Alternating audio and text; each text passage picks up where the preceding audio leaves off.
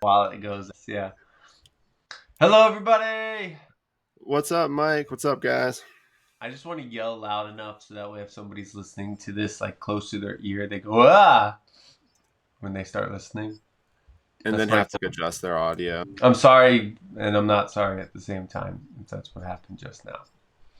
Okay, so today I want to talk about the things that are changing because of the time of year it is, and then that's part of our Fit Quest as well. So I'm torn on how we start with that in terms of should we talk about our Fit Quest first? Yeah, I think we should talk about our Fit Quest. So Yeah. you're saying you want to talk about like it just turned fall, Mm-hmm. kids are back to school, we're about to hit Halloween, we're about to hit Thanksgiving, all that kind of stuff. But I want to tie it in with our Fit Quest as well. So I guess we could do Fit Quest first, yeah, and then we'll talk about strategies to work on as the seasons change, and a little bit like specifically for this time of year, and then maybe we'll go in a little bit more generally about just changing seasons and how to train, how to adjust or organize your programming. All right, perfect. And so if your Fit Quest ties into today's episode, I'd say so. I'd say all so. right, Yeah. so I will start then with my Fit Quest to get it out of the way Okay. so Okay. that you can get us rolling and stuff like that. Okay. So this week, man, so if you guys are following in on our Fit Quest, I've been doing my daily sandbag and I've been learning the Mace Bell and Indian Club, which they're steel clubs, I think is what they're called these days. And now, okay, now what am I supposed to do next was like the question that I had for you last week.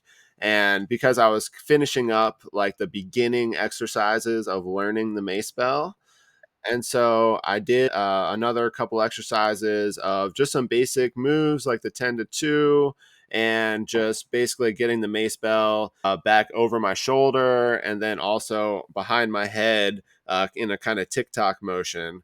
And those three movements are the basis of learning the 360 is what it's, I guess it's just called the Mace Bell 360, which if you've seen people on YouTube or something like that do that before, that's probably the movement you've seen where the Mace Bell goes all the way around your back and it like goes towards your butt Yeah. and then back to the starting position. Okay, Right. so yeah, so actually, right before this podcast this morning, which is why I was a little late for this, is I was recording my first attempt at doing that Mace Bell 360, and then I did also the 10 to 2 in the from the back position. So I saw it called a 10 to 2 on a video that I saw, Right. which that is doing the 360 from the back from the 10 position on one side and then you go to the other side and then you stop it at the 2 position and then you go back behind your head and then to the front back to the 10 position. And yeah, so it's just the 360 but going back and forth. Okay. Okay. And All you, right, you feel so I pretty, you feeling pretty good with it? How do you feel? okay, so I have some questions for you because I know you are Okay. the master here. So I reviewed the video while I was coming down here, Yeah. and my I was afraid, right? Like that thing is like pure steel ball Yeah. just swinging around. And so basically what I did on every single one, I did it for 3 minutes and my butt and hips like basically went forward, Yeah. like a slight arching my Like back because move out of the way because you're worried the mace is gonna hit your ass. 100%, yes. Yeah. And I looked at Good it you and I was like, realize that. It's good you realize that. That's great. but I didn't realize it during. I felt really good, like when I was doing it. I was like, "Wow, I'm actually getting it behind me." Because Then like you look at the video. and I was like, "Oh man!" And I have some things to work on. And I tried a couple swings, and I think I can do it next time. But I think it was a fear thing, honestly. Yeah, that makes sense. It's an unknown territory, so it's something that you haven't really gotten to play around with that much. and it's with a steel, but like you said, a steel bell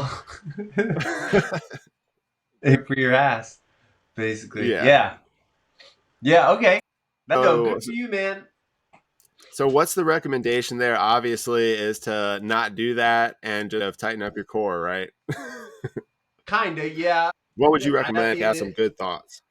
I'd have to see it a little bit because it depends on how much you're leading with your elbows in that position. So Oh, when you're in that position, sometimes people will try to just let their elbow bend a lot, and that'll get the mace behind their back better. But also, if your elbow drive isn't high enough, you're not going to get that. It's weird because it feels like you're pulling the mace closer to you, getting your elbows high enough. okay. But getting them high enough creates that pendulum swing that's nice and straight behind you versus like it going out and towards you. If your elbows aren't Oh, high enough, it goes away from you and then it comes towards you when you swing it, when you rotate it. Versus if you get it okay. really close to you by getting those elbows high enough, it swings close to you but it doesn't hit you. That would make sense because I felt a couple times in the back like an angle that the bar was at an angle. And so it would Mm-hmm. make sense that maybe I didn't have my elbows up high enough because, and then my wrists were bent in because it felt like it was swinging towards my body a little bit. Yeah, so if you can see me right now, I have my elbows almost at 90 degrees, maybe a little bit more than 90 degrees, versus I want those things pointing at like 160 degrees, basically, when Okay. we're up there. So we don't want to be here with it. We want to be here with it. Okay. I like a pullover type position, I would It, say. it's pro- Elbow high. it's probably the position I was getting in with the rear pendulum, but maybe I Yeah. wasn't doing it good enough. Like maybe it was way out here, and I need to work on Yeah, getting it a little if you bit further feel up. that fear response, I think people just don't go far enough back. They kind of get close to it, but then kind of tensed up, so it's hard to get far enough back. Yeah. Okay. Yeah. All right. Cool, man. I appreciate those tips. Because I'm just starting out. Like today was day one of those 360s and stuff, and it felt good. And now I'm looking at the video, and now I'm worried that I'm going to wake up tomorrow morning and my back is going to hurt. But we'll see how it goes, and I'll be fine. I'm sure. That Minutes. was I think you got 3 minutes. Yeah. Yeah.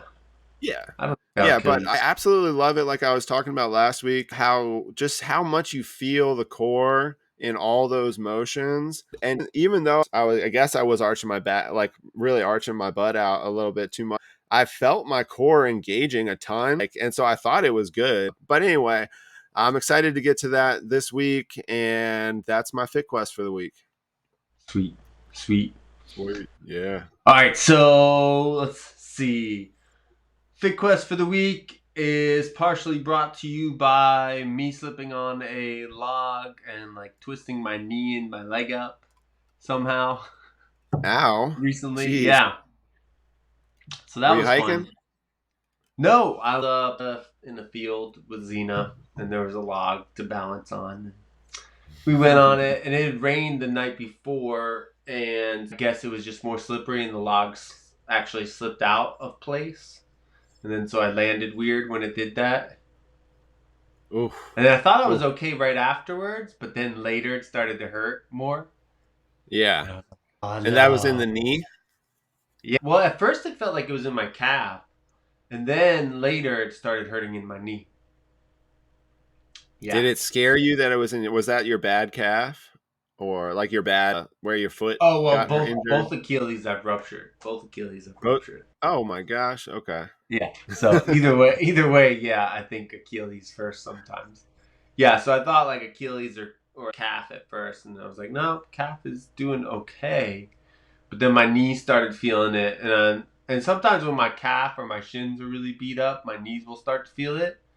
But my knee like really felt it. So I put an ace bandage on it, and that's been helping a good bit, and it's been getting better every day, I would say.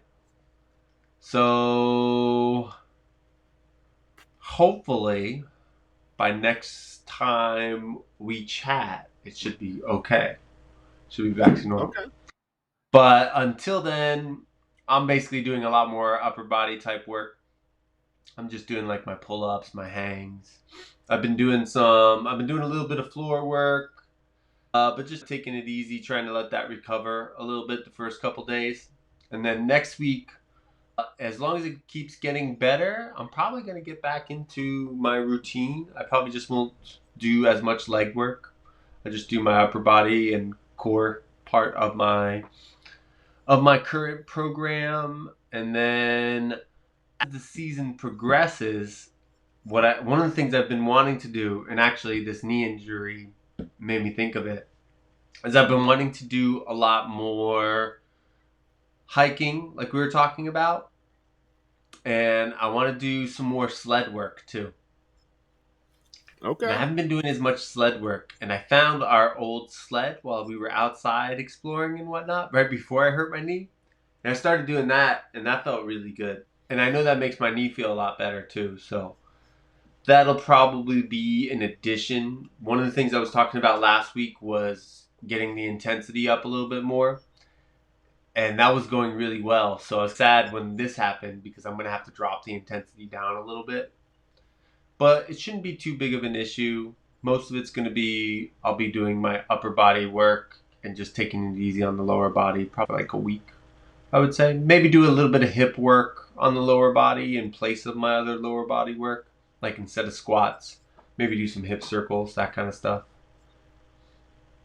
Yep. Oh man, that all sounds really good. And I know it can hurt sometimes when you wanted to step up the intensity and then you just get a little thing that's you're just playing with your daughter. That's when it usually happens, right? You're like getting a dish out of the dishwasher or you're hanging out Yep. and then this happens and you have a good mindset, man. You just have to roll with the punches and get to the next thing because that's what fitness usually is. Like you're always going to have these little things but you want to get back to it as soon as possible and not fall off. You're a good trainer, so I'm sure you'll find ways to keep it intense just using your upper body and your lower body mobility or whenever you can get into that. That's why I So like having good a luck, full body. man. That's why I like having a full body routine too. Also, if something feels weird or gets off or gets beat up, you can still do most of your other work.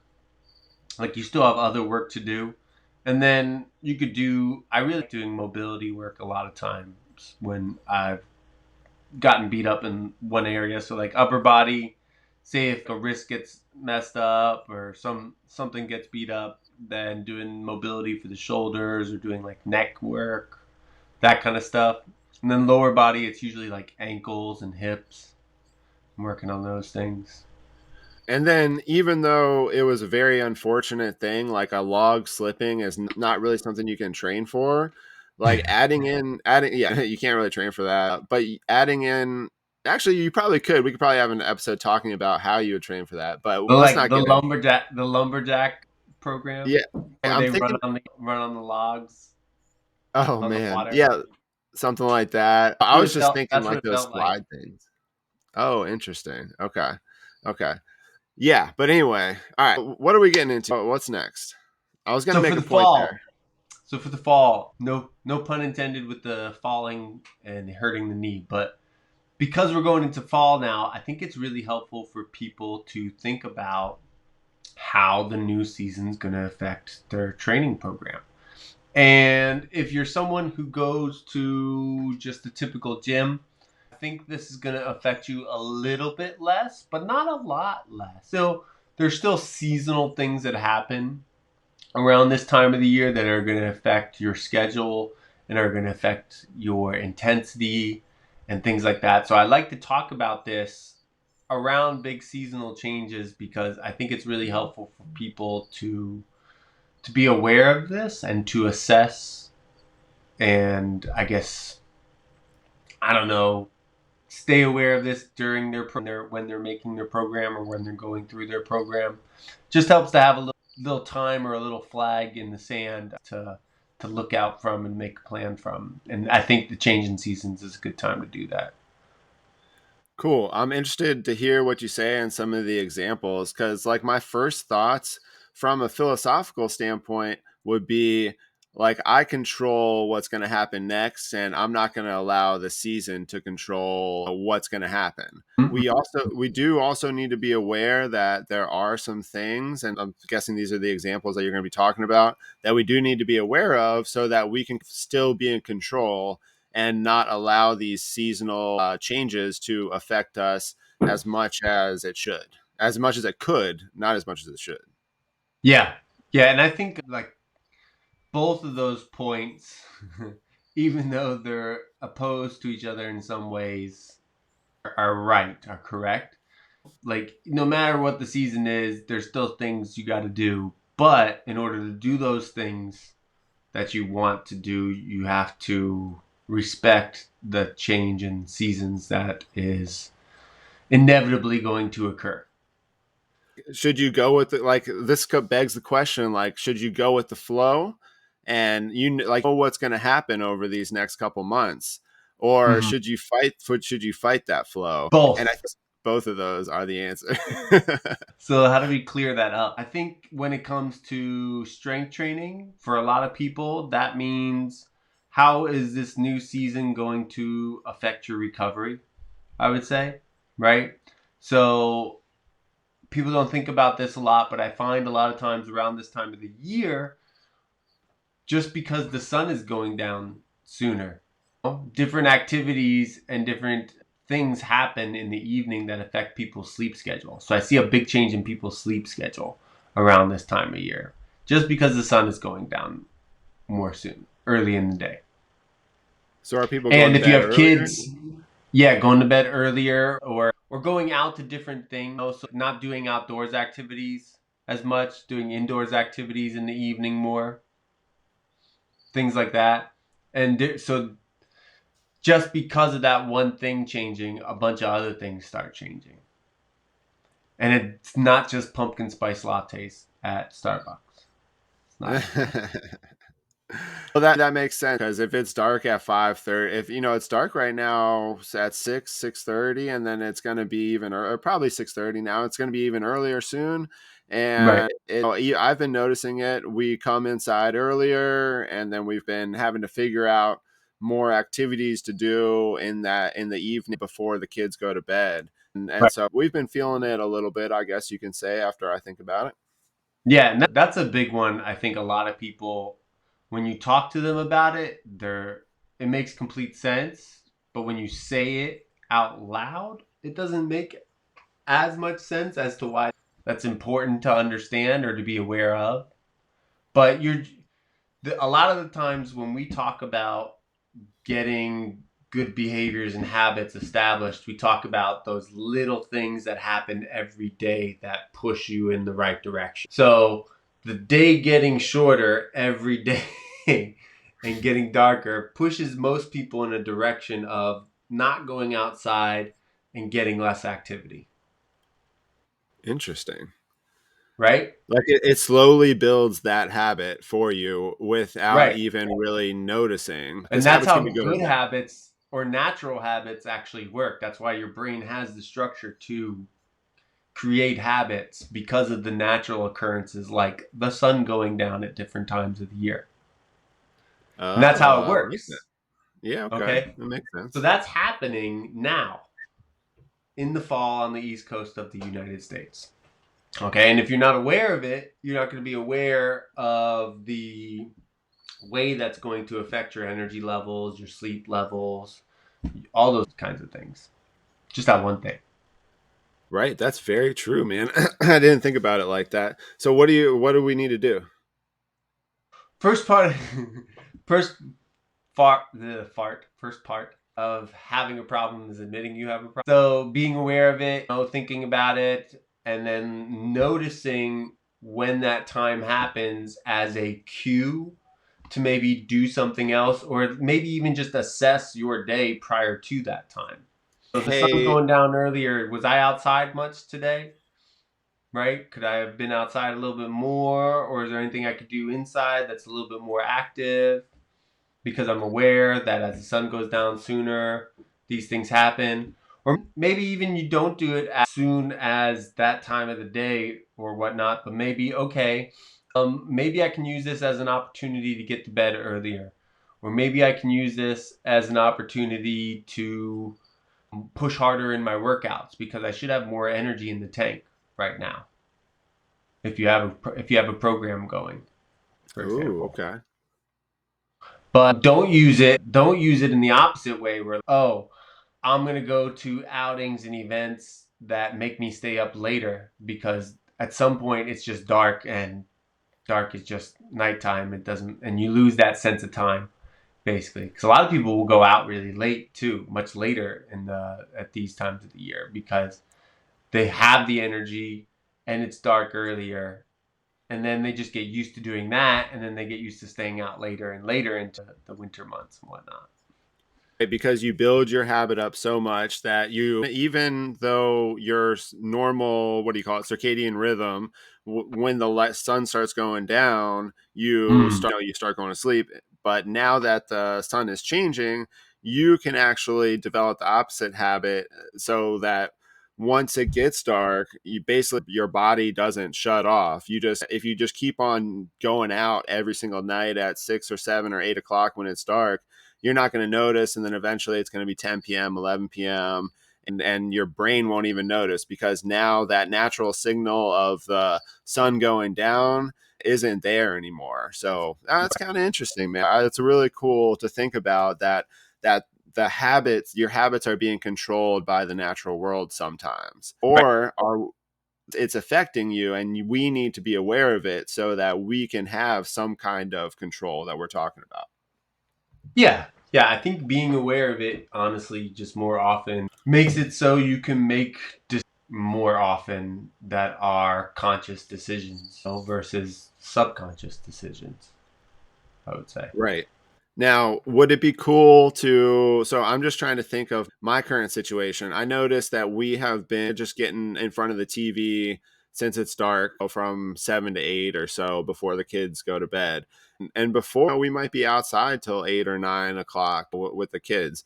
And Mm-hmm. so I'm just trying to think of some ways that we've kind of naturally thinking about it. We've been talking about doing a yoga practice a little bit Mm-hmm. later, like at 8 p.m. or even 7, just because it's an indoor thing and it's something active that we can do at night. And our kids will do it for at least like 5 minutes.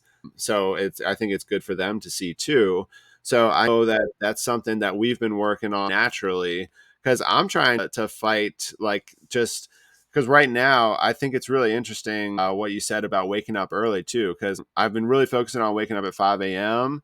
and going to Mm. bed early, and it's been harder for me to go to sleep. And I wonder if that's the reason, because the last like 2 weeks it start like 7 o'clock or 7:15.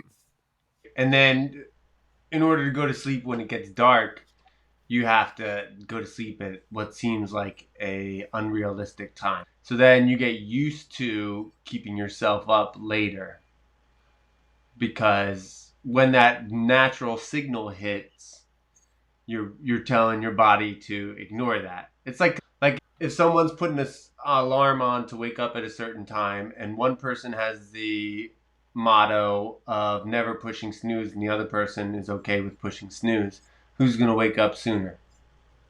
You know, Always the Yeah.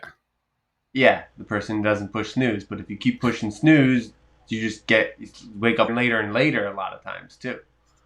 And what you're doing is you're teaching your body to push snooze later and later.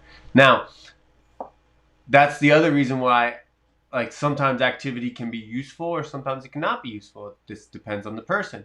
Sometimes activity in the evening can help people go to sleep better because their body is still used to them moving around, for example. So if they don't get that movement out, it's harder to go to sleep. But then for other people, some people really get Amped up. adrenaline and amped up. So what you want to do is you want to actually just delay that by having like the workouts have higher intensity, like I mentioned earlier, for example. Man, this is wild. So that's cool to think about, because the first thing that I think about when I think about fall is always all the food that I'm going to be eating over the next 3 months. I don't even think about the light. So right now, I fighting like to sun. go to the root because that's the main reason. Like, why does the season change? Yeah, yeah, yeah. Like, I think Very that's true. one of the main reasons why the seasons change is because circling around, so the sunlight is hitting us at different times, and then you get all these circadian rhythms, and everybody gets change up. So let's follow the roots. So we have light, and now what's another change would be temperature. Yep. So do you have any thoughts on temperature and how that affects us over the next few months? Yeah. So clothing. Okay. Okay. So because of the temperature, the clothing changes. Yeah. For some people, that can mean like different footwear, for example, which makes a big difference in how you move. If you haven't realized how incessant I am about that kind of stuff. Oh, if you So put a half-pound boot, like a boot that's like a half-pound heavier than your normal shoe, and mm-hmm, you haven't been mm-hmm, wearing that the whole year, that can change mm-hmm, how you walk and your hips. Oh, that's mm-hmm, crazy. I bet mm-hmm, that's interesting. Okay. mm-hmm. Okay. Which is like a big one, right? Could be a big one. Yeah. Sure. So the clothing you wear, people tend to wear more loose clothing also, which then I think affects eating behaviors a lot of times. So more loose clothing, people are more loose with their eating behaviors, I would say. And it's hard to say which comes first, but they enforce each other. In the same way that as soon as you start taking off your shirt in summertime to go to the pool, you're like, oh man, I need to start working out. The same thing as soon as you put that big sweatshirt, comfy sweatshirt on when it gets cold, you're kind of like I have that mentally, extra cookie. yeah, that's interesting. No one's going to see it. Yeah. No. So what do you Yes. suggest? Just don't wear sweatshirts, right? Just keep your clothes tight. Hey, so here's the big thing with the seasons changing. I think that is important, and it's like a little wisdom in with the strategy. I would say like the seasons are going to change. It's not that you actually have to fight the change as much. It's just you need to be aware of the change and adjust accordingly. And the adjust accordingly is very specific to the person and the individual, I would say. So this goes back to the know yourself part of the Fit Quest podcast and all that kind of stuff. But I think it's just really useful I think if you have that mindset, then it's really useful for us to talk about what are the things that are changing around this time of year. And then you can take this knowledge and apply it to yourself, basically, to get yourself ready for the change in the season. Because the change in the season is going to happen. I don't think it's really a good idea, though, to fight it. I guess that's my main point. I think it's good to ride the wave. No, don't fight the wave, ride the wave. And in order to ride the wave, you need to be prepared, which Right. is like where my mind was going before this podcast a lot was like thinking about how the whole entire year, how planning out your year of training makes sense in this same way. Because so right now we're changing for fall, but we know that next year at the same time it's going to be fall, and the next year after that, and the year after that, and the year after that. So, and we've been doing the same thing for 35 years or whatever, longer than that actually these days. But so anyway, so now we have a diagram. And so for me at this time, I'm just going to go into this part of the episode where I'm going to tell you what I would do in the fall, right? Because Okay. because the No, main that's thing good. for me is food, right? Uh-huh. Because we've done the temperature, we've done the daylight. Is there any other Mm-hmm. root things that you wanted to talk about before getting into the more like seasonal type things? I think food is actually a big seasonal one, or like Sure. almost like I think food and social is one and the same a little bit.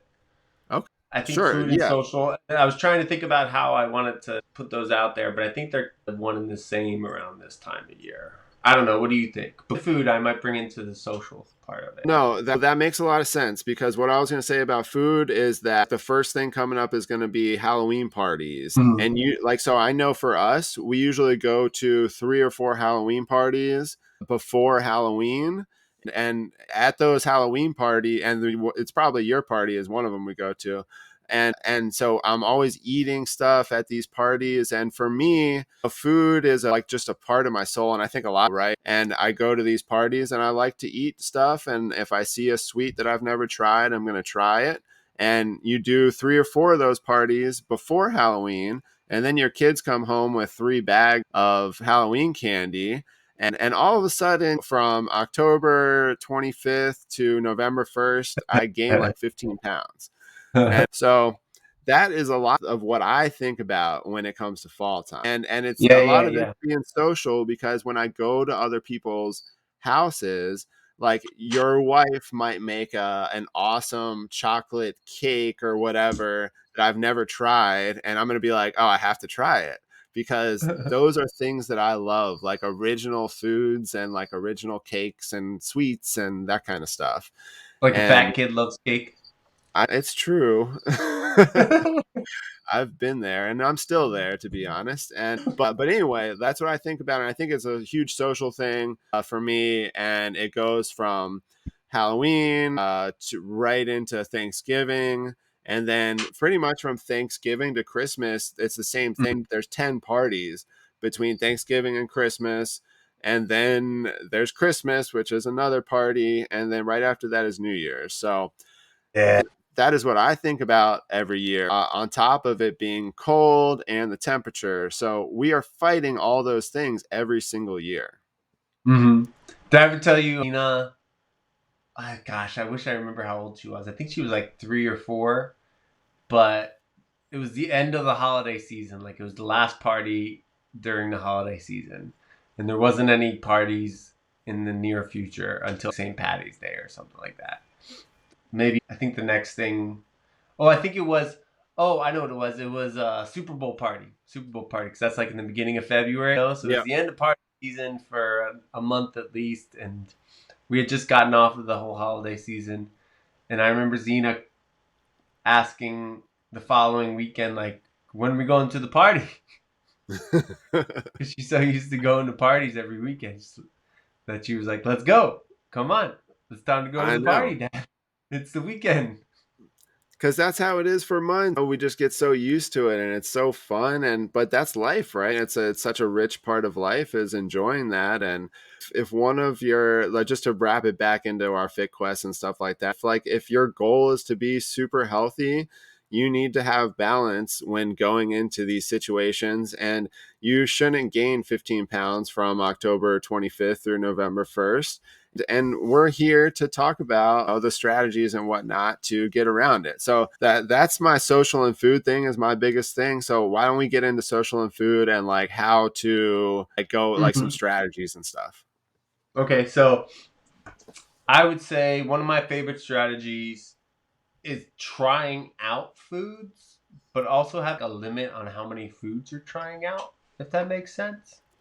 Okay. I'm not trying to try out, I don't know. It just depends on how I'm feeling that night. Like, I'm not trying to try out everything, is my whole point with that. There's no need to try everything, because there's a certain point where you're trying everything that you're just doing it out of curiosity. You're not doing it for nourishment purposes. And I think once I start to get away from nourishment purposes is when I get in trouble. But that's how I think about it. I'm having a problem because my digestive health kind of keeps me honest a lot of times more easily nowadays. I don't think of things that I want to try as much. I think of things more, this is going to sound douchey, but I think of things more, how's that going to feel, basically. And there's only a couple things, I don't know, like cheesecake. That's one of the ones that I'm like, oh my goodness, that's gonna feel amazing. And I don't mean like my stomach, I just mean like my brain. But I think of things a lot like mouthfeel, if that makes sense. And then that makes me think of it a lot differently. Like, how's it gonna make me feel versus that makes me make better decisions, I would say. So that's the mantra I kind of go into it with. I love that. I love that, because how I'm talking right now is like the true voice in my head, especially from before 5 years ago. Like that voice would be unleashed, and I'm being serious, where I would very easily gain 15 pounds in those 5 days. Yeah, yeah. But over the past 5 years, I've definitely developed those strategies. And I think the biggest thing is for me, and this is for somebody who food it's like it's an issue. It's the reason that I tend to be overweight, is just Mm. because I love to eat a lot of food. And the biggest thing that I've learned from that is that I have to really detect. For me, it was I don't want that constant battle every year of just losing weight. It took 15 years of yo-yoing to finally, like, it got in my head like that I don't want to do that anymore.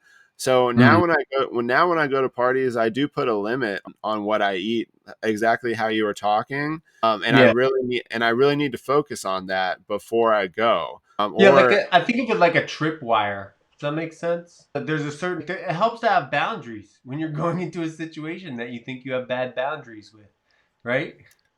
you Like, have to treat it like it's that situation if it's an issue. I'm not saying that most people haven't are going to go to the buffets and eat too much. But right? if you are a person who would, Yeah. and then Well, you need to start making boundaries. ooh, here's a good one. Here's a good one. Okay, I really think, and this is actually my overall strategy with food, but it comes up more around this time of the year because of the things you were talking about. I really think of food and my eating habits as my relationship with food. Oh, and that, and like I anthropomorphize it purposefully, which seems weird, and I don't believe like food is alive, but I do. You know what I'm saying? Okay. But I think of it in terms of like, what is my relationship with this food behavior right now? Is this a relationship that is like, if this was a person, how would you describe this relationship?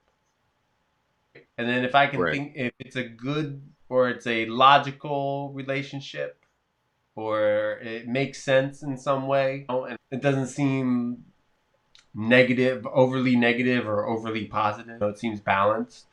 I think that's a good relationship, right? Yeah, absolutely.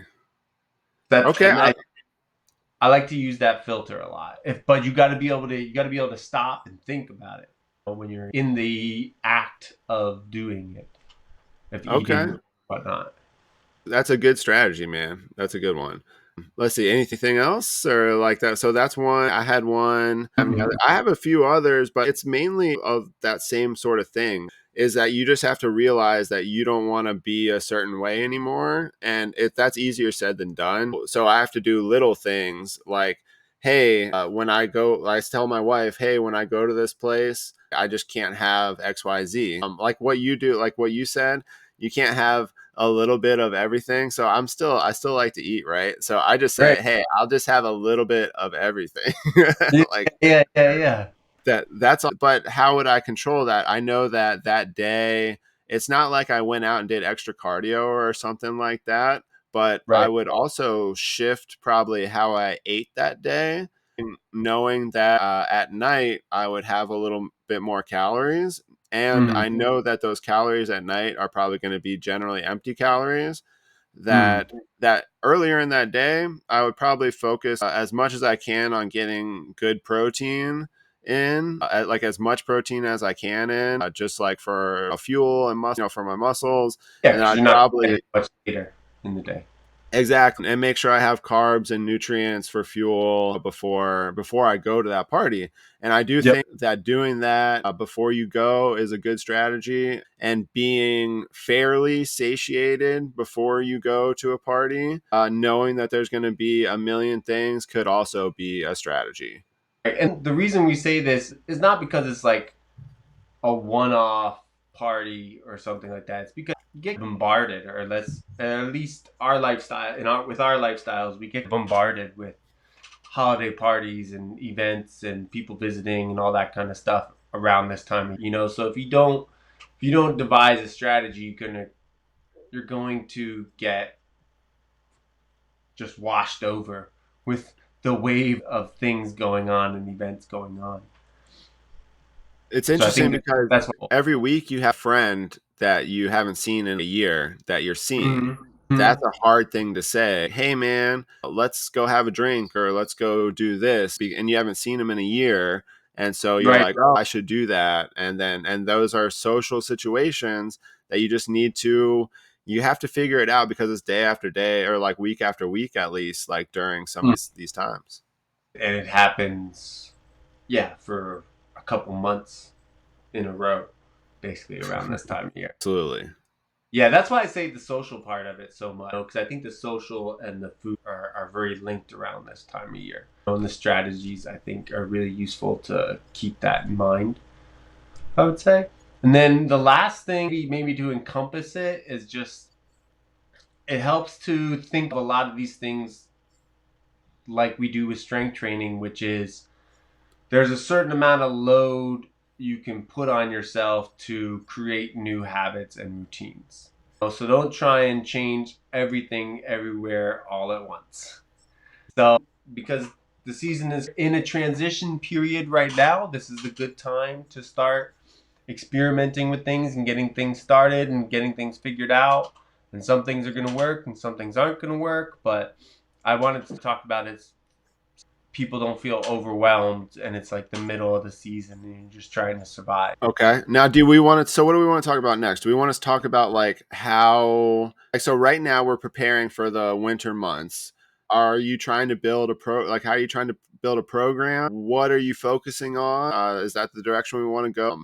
Because right now we need a plan, right? We've gone over a few things like temperature and we've gone over food and all that kind of stuff, but we haven't really gotten into training too much. So what would be like the coach's thing here? How would we think about training? How would we think about, all that kind of stuff? If we know that diet's going to be an issue, we know that it's going to be cold outside and we like working out outside. So I think that goes into planning these next like 3 or 4 months too. So we have the factors. What do we do? What is the plan? Yeah, so you're not going to be able to work outside as much, I would say, overall. In this area, especially, we get more rain around this time of the year, for example, so that makes it a lot harder. Temperature is going to make it harder. The sunlight's going to make it harder. It all makes it harder to work outside. So outside starts becoming less happening. You got to move into working out inside a little bit more. And for me, that means I got to get some equipment and I got to put it in different places. It also means that I might have to do it at a different time of the day as well, I would say. And then it also might mean that I do it, and I end up probably doing different exercises as well, because I won't be doing as much sled work when it gets deeper into the winter, I would say. Yeah. Unless it snows a lot, then I'll get lots of sled work, because Xena likes getting pulled on the sled. Basically. Oh, nice. Yeah. But I don't think we're supposed to be expecting a lot of snow this year. But yeah, being indoors is a big one.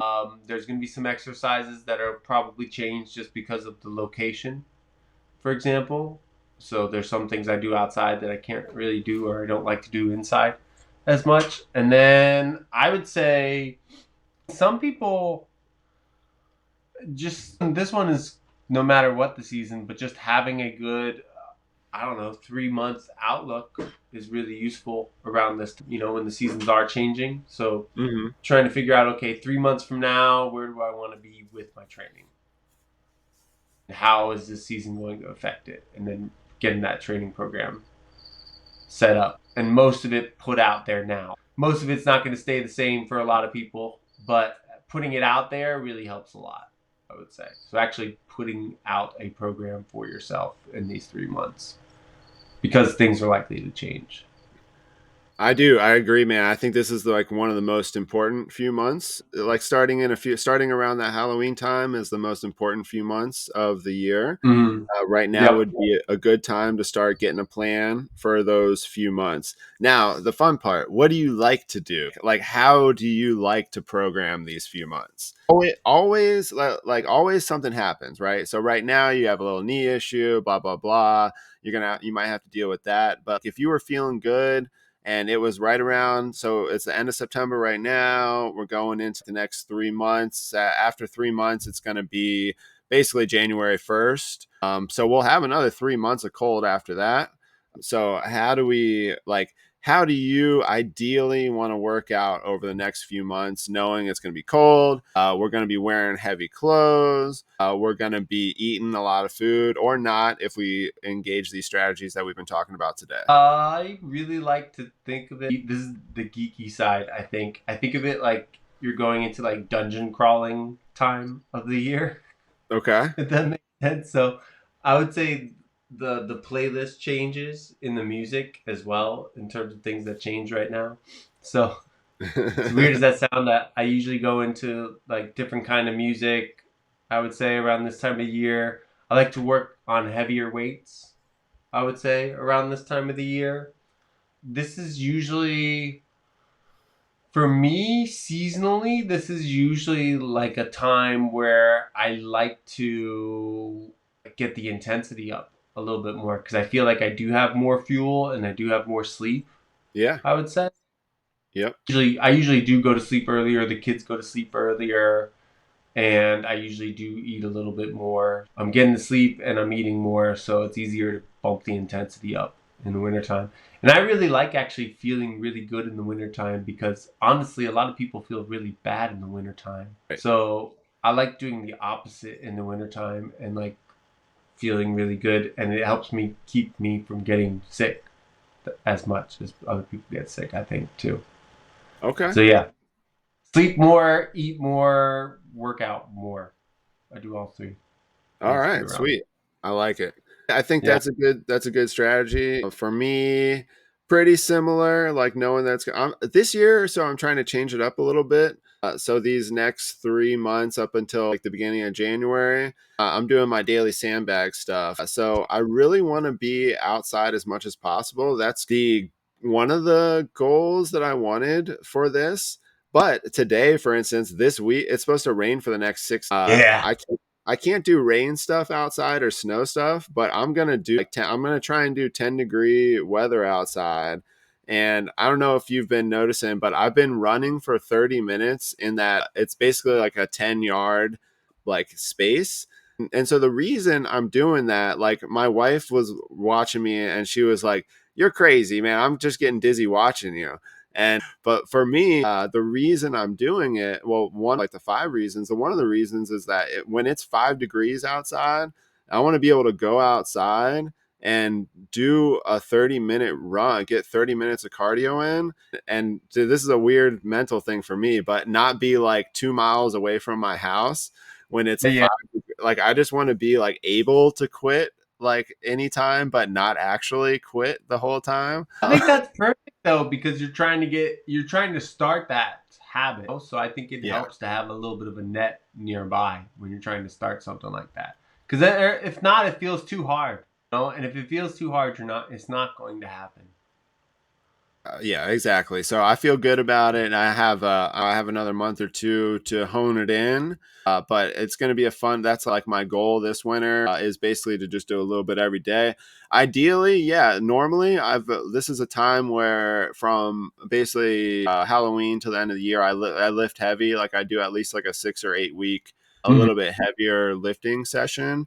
And how I was thinking about incorporating that into my daily sandbag is right now I have 65, 35, 35, and a 100-pound one. And I haven't been using the 100-pound one very often. Yeah. So during those 6 weeks, pretty much starting in Halloween, I'm just going to try and use the 100-pound in different ways that I've never used it. That's my plan for this year, which is quote unquote going a little bit heavier. I know it's not heavy for some people, but it's going to be hard. It's going to be cold, and I'm excited. And one thing that's more important is that I'm excited for it, and I'm Mhm. excited, and that's something that you need is you need to want to do it, and it's just fun, and being outside is cool for me. And so this year, like I feel like that ever since I became a dad like 6 years ago, I'm less intense, like what you're talking about, like intensity wise. And so I'm trying to be like, all right, I'm going to do this every day for at least 15 minutes. But even if it's 5 degrees outside, I don't know why, but I just feel like doing that this year. So I got you. I got yeah. you. I have years like that. I'm still gonna be outside in some weather that most people are gonna think I'm crazy for sure. I just know overall I'll be inside a little bit more. I would say.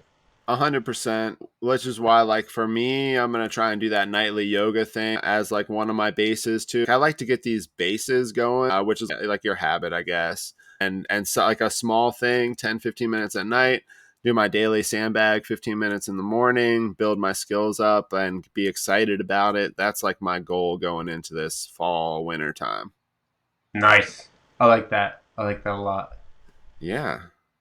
Where are we That going works. from here? Do we have anything else to talk about, like when it comes to these changing of seasons? I think that's pretty good. I don't wanna stretch it out too much. Plus, we got to get rocking soon, and I feel like that's really good. I don't wanna. Yeah, that feels really good to All me. right, let's end it, man. We are Yeah, done. Thank you guys for listening. This was a fun one, Mike. I enjoyed this one. yeah. I hope it'll be helpful for people around this time of year, and we're doing good with putting these out. So I think it'll get out there and help some people. All right, cool. Thanks for listening. See you, Mike. Deuces.